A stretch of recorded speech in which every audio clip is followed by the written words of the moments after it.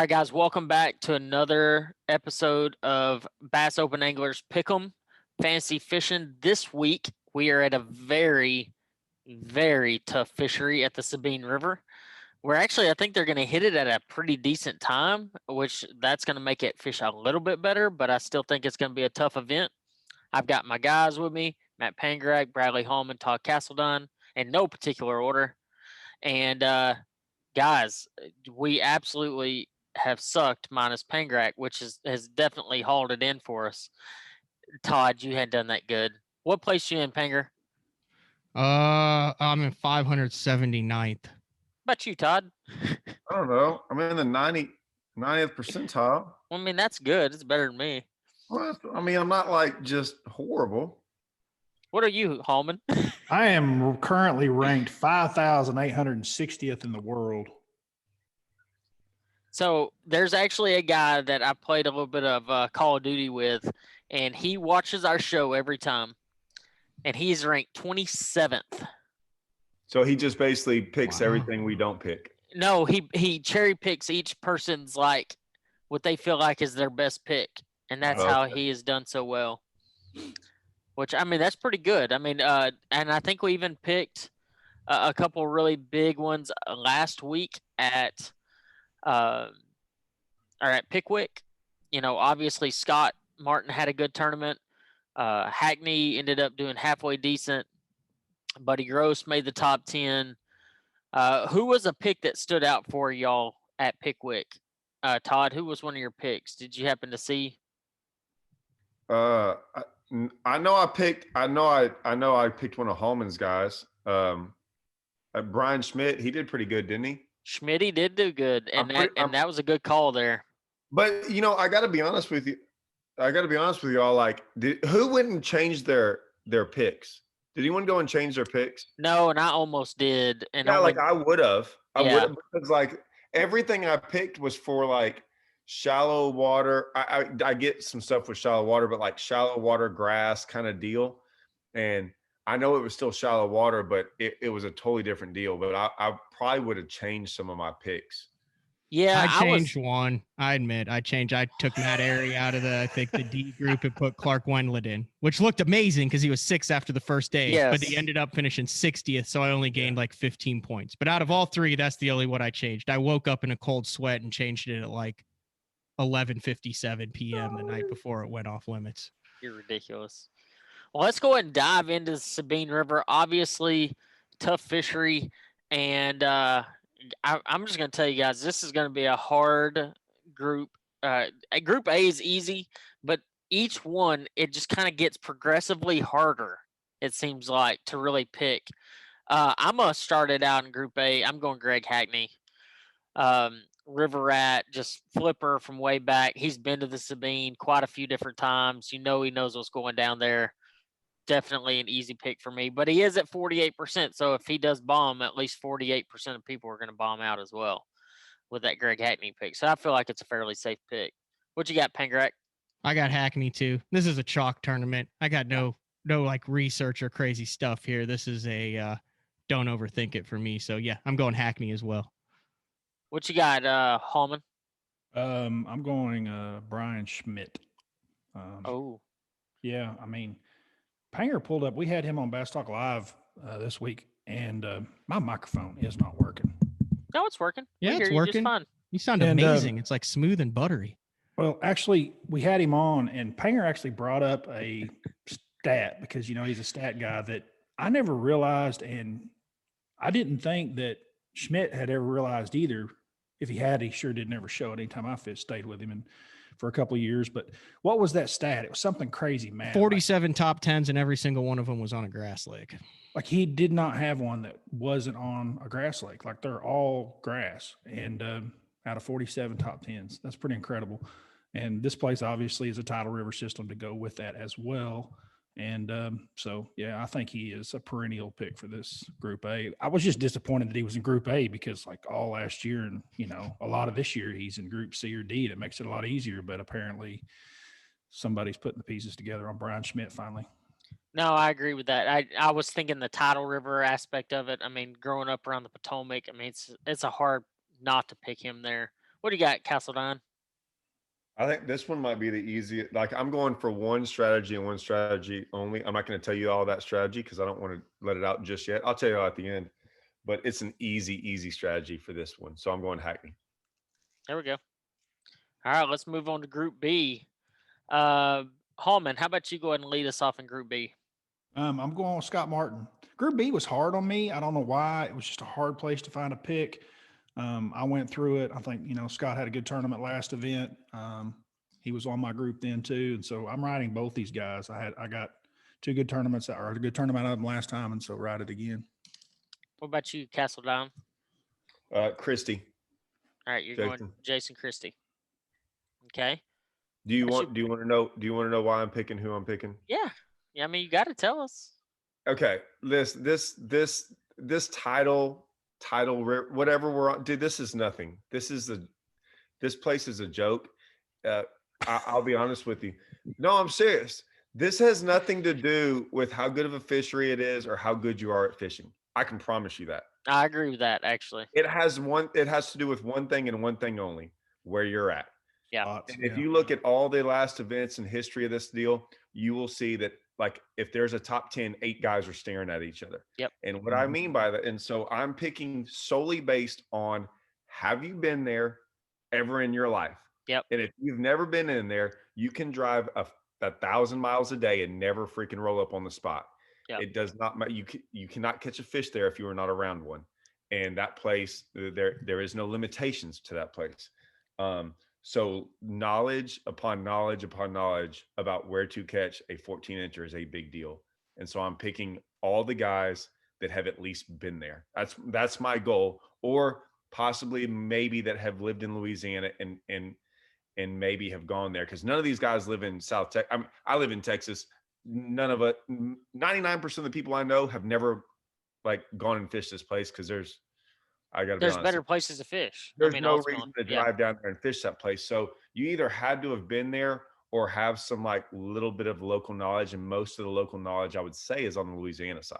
So that's why I'm picking certain people. Yep. What about you, Pangrac? What you got? I got Jason Christie too for those reasons. Plus, they just announced that the Bassmaster Classic is on Lake Hartwell, and I think that he would like to really get that sewn up as quickly as he possibly could in the points race. Yeah. So a little bit of incentive. Plus, if you see, he's got that video where he's like, I have unfinished business, that they run during the live on Bassmaster. It's hard not to pick a guy with unfinished business. I can understand that. I actually went Bill Owen, coming off a win. He's been there quite a few times, so he's going to know what's up. And if the guy can go catch 5 out of the Mississippi River, as bad as it can be sometimes, I think he can catch 5 out of the Sabine. Group C, I'm going to let Pangrac just go ahead and lead us off in this group, because this is not an easy one by any stretch of the imagination. I mean, for the last year and a half, every time I've been in a bind in a group, I go Tyler Rivette. The guy's super solid. He's coming off of his first top 10 finish. He is from Louisiana, kind of suits his style. So there are a number of different ways you could go here, but I went with Rivette. What about you, Todd? Gerald. And Gerald's been there a bunch. Yep. He's just, and it's. I mean, I look down there, and you're like, I did the whole Matt deal where I don't really pay attention to the percentages until now. I'm kind of looking at them, but I mean, I went down this list, and I tried to pick the best fishermen that have been there probably more than anyone, and that's an easy one for me. Okay, what about you, Hallman?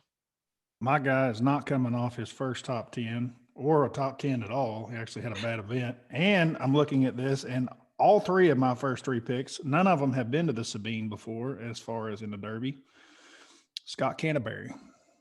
So I hope y'all's ruling of they should have been there and know the spot. I hope it doesn't pan out that way. Well, only time will tell. I'm going Tyler Rivette as well. He is from Louisiana. He has some experience. He's really just a salty fisherman. I think he's going to have a good event. Hey, I'm going to ask Hallman just to ask. Hallman's grown up around Oklahoma, and he's out of all of us, I'd say he's the biggest river fisherman there is between all of us. Would you not agree, Hallman, that past knowledge is probably your biggest asset? Yeah, there is definitely. It's not a spot. Like, it's not right. No. It's a waypoint. But it is definitely an area. Yes, 110%. Well, you got to think about it too. But what happens in those areas is that you've got to outfish everybody else around you. Just like when Hackney won, he was in the creek with Lowen and other guys that were doing well. So don't get me wrong. You are right about that. It's not like everybody else around you sucks. Usually those guys, there's a few guys around you that are catching them as well, but there'll be little intricacies of a pattern inside of a pattern and maybe even inside of a pattern, you know? The reason I say this, because I roomed with Hallman long enough and we'll be sitting there at night and he's like, man, see this big old giant 2-mile flat that I got to run about 6 inches deep. I'm going to run it tomorrow because I know I can get back in there and I'll catch. And I'm like, I mean, that's coming literally from your mouth. I'm sitting there like, yeah, I don't know about that place in there. That's true. Well, let's go ahead and move on to Group D. And guys, if y'all have noticed, we haven't picked a dark horse on any of these brackets, and I did that on purpose because the main reason is because I started getting a few messages from people asking not to be picked as dark horses because they feel like it's jinxed them or something. So we're just going to pick our solid picks. We're going to pick our weight, and we're just going to roll with it. But we're going to give a little bit more explanation as far as why we're making our picks, why we feel like that pick is a solid pick. And as you can tell, Todd's kind of gone, and Todd's done his research for once. So we definitely know we're going to get some good commentary from that. So let's go into Group D. I'm going to lead us off here. Chris Zaldain. Once again, he is not necessarily a big-time river guy, but he does have past knowledge there and probably one of the more experienced guys when it comes to all these other fisheries that they're visiting. I mean, he's been there for a long time, so it'll be good. What about you, Hallman? You know, y'all had the theory of guys that have been there. Really, my theory when I picked was one is what I'm fixing to touch on right here with this pick, what Todd was talking about. The other was the fact that I kind of wanted guys that are risk takers because I am kind of further down in the points, and I want guys because, you know, this place can be about runs, long runs, things like that. I chose Luke Palmer in this group because he is from Oklahoma, over on that eastern side, around the Arkansas River, Texas. I mean, he's comfortable in shallow water. Luke Palmer. What about you, Panger? I got Chris Zaldain too, an 18th and a 20th the last 2 times he's been there. He is a risk taker. He's got to catch him to make the classic, and I think everyone is associating Zaldain with the big mag draft and swim baits now, but dude, that guy likes to get up there and just whack on them. Oh, yeah. See, that's why I like having Panger here because he really does his research, like, for real. Yeah, I know. Todd, what you got? This one bothers me a little bit because, I mean, that's a really good pick. I'm picking, this could get me, Chad Morgenthaler. And, okay. And the reason I pick him is he's such a dark horse in my head. When I look on some of these tour events and these elite events that we've had, like it'll be like, hey, we're going to go to this grass lake or do something. And then like Morgenthaler is always in the top 10 in one of these events. And I swear every time he's in the top 10, I don't want to say he's randomly in there. Don't get me wrong. It's just, he's never usually doing what everyone else is doing, but he's always flipping. He's like always in there. And like guys are like offshore and he's like the only guy who makes it flipping. And you don't consider him a flipper, like this Tommy Biffle type flipper. But he's just in there, like kind of just going down the bank, flipping random stuff and catching them. Yeah. He stood out to me. So I'm going to pick him as a guy who kind of might get away from he's like my little, I don't want to call him dark horse now. I don't want to get anyone, but like, he's my guy that might just get away from everyone and just flip his way into the top 10. Yeah, no doubt. And I know we're not doing dark horses, but I do expect Robbie Latuso to have a good event there from Gonzales, Louisiana. I mean, you got to know those river rats, the Chaffalay Basin guys. I mean, they're used to all that current. They're used to fishing that kind of stuff. So if you were looking for an alternative pick, that is definitely one to look at. Group E, I'm leading this thing off, and I'm going. He's burned me twice, 2 times. I'm going Darrell Gleason because he lives in Manny, Louisiana. He lives on the Sabine River, basically at Toledo Bend, and I know for a fact. I don't know for a fact, but I feel pretty solid that he at least went down there one time and pre-practiced a little bit. I hope he did. So Darrell Gleason, if you're listening to this, I hope you put your work in on this one. I'm picking you. I got a good feeling about you. You're bouncing back from these last couple of tournaments, and you're going to catch them this week. What about you, Panger? So I'm just going to put a little asterisk next to this because I might change this, but I went back and looked at Justin Atkins' history, and he does not have strings of poor finishes, and he has had a string of poor finishes, and he's got to break out of it some way. I don't care that he hasn't been here before, but the guy catches fish. He knows how to get it done, and I think that I would go with Justin. My and I won't say the word, but Gleason might also end up on my team too. I'm flip-flopping right now between those two, but right now I got Justin Atkins in there. This is the first time Matt's gone like roulette wheel stuff. Oh yeah. Like, bet on black, bet on black, bet on black. Nope, can't be black again. He's gonna it's usually he's so like perfect about it all, and this is like a little bit of a here's the problem. A lot of the history for the Sabine River is post spawn in summertime. And you also have to throw in the fact that there is the Houston run. Steve Kennedy's alluded to making long runs. So that's a real easy top 10 finish if everything goes off. The weather is going to be extremely stable. So typically the guys you get on the bites are going to stay on them for this next week and a half. Nothing crazy expected, but they haven't really been there this early. That was one of the reasons why Bass put them there. They wanted to show off the fishery a little bit more than, oh my God, I actually caught one. There are some fish here. So I'm not exactly sure how it's going to play out earlier in this year when a lot of guys with the history, it's May and June. And they have had a couple earlier, but I think this is going to fish better than it has in the past is what I'm trying to say. One thing I will add to that though, is you got to know, like for anybody that hasn't watched or has watched some of the Bass Live stuff, is when they went there, they weren't really ever catching them out of the main river, hardly ever. So it was all back in little lakes or creeks or whatever. And if they were post spawn so they got to spawn in these same typical areas. So or pre-spawn, they also have been there super early. Yeah, they haven't been there at like a quote prime time. I honestly think they're going to catch them pretty decent. I mean, I don't want to say good because I think it's, it's relative to the fishery. I don't think you're going to see multiple 15-pound bags or anything. And when I say multiple, like 10, 15-pound bags, but I think they're going to catch them pretty decent. Hallman, what you got? I'm going Darrell Gleason as well. I know he has had a couple of rough events, but man, I really like that guy's positivity. Like he's kind of got that Todd Castledine confidence thing going, and you can see it in him. I like it. Andrew. What about you, Todd? What you got there, big dog? Man, I wish I'd have gone first because I really wanted to pick Tyler Curry. Well, pick him. Yeah, but like, you're making me think that it's not going to be that. You know what? I am going to pick him. I am picking him. What did I pick him? I am picking him. All right. Well, this is one of my favorite parts is when we pick the tiebreaker weights. And I don't know if any of us have ever even been in a tiebreaker, but it's just the fact that we actually try to pick the weights of the event, I think is actually kind of cool. I'm going to let Pangrac lead off on this just because I know he's done the most research. I do believe that you get, if you hit the weight dead on, you get like 40 bonus points. Oh, really? Wow. I thought he was going to say $40. I think so. Yeah. Now, I haven't read the rules word for word in the past couple of weeks. Typically, I sit down with a cold one and just reread the rules every now and then.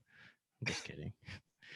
I'm going 57.11. I think just shy of 15 pounds there. There's some big fish that live in that place. 3 of them, but yeah.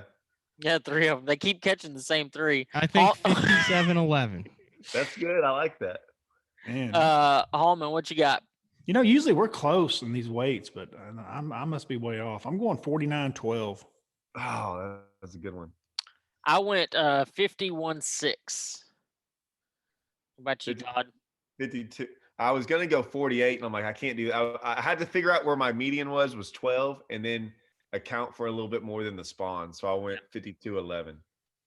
I mean, we're all really close. I mean, it's going to be in that range of weight. It's going to be 57. We all know it's going to be whatever Matt picked. No, so Matt, what was it? The pre-spawn. What was it in the pre-spawn?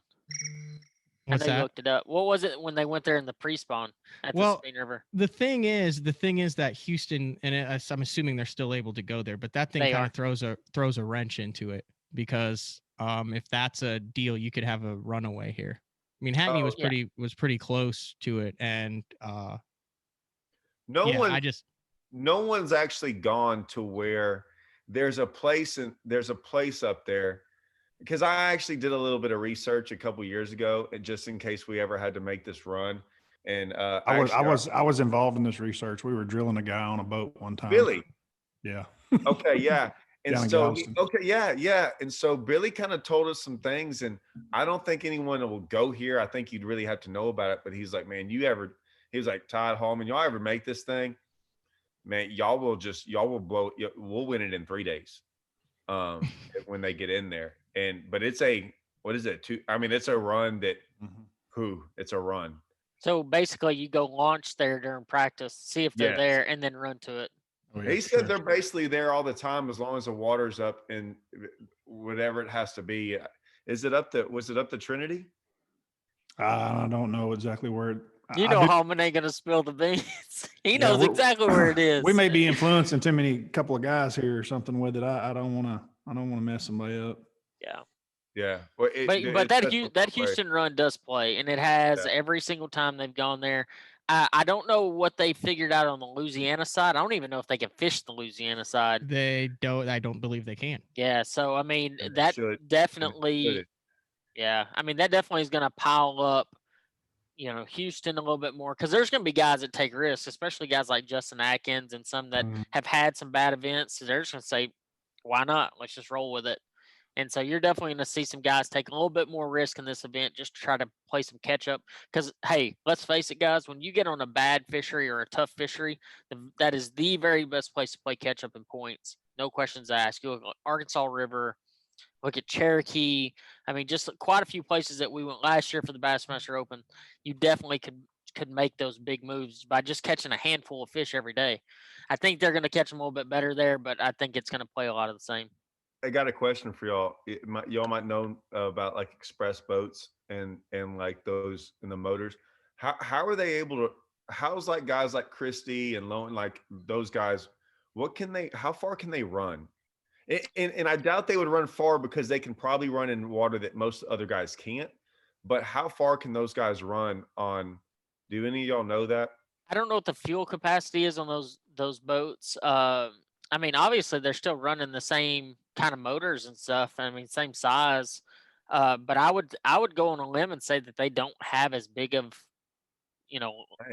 fuel capacity. But at the same time, I'd find it really hard pressed to believe that Christie would jump in a boat with subpar fuel capacity. I mean, because that dude likes to run around and do his thing. So, but the thing is there are places to get gas. So, I mean, if you taking that into account, I mean, you can always stop to get gas.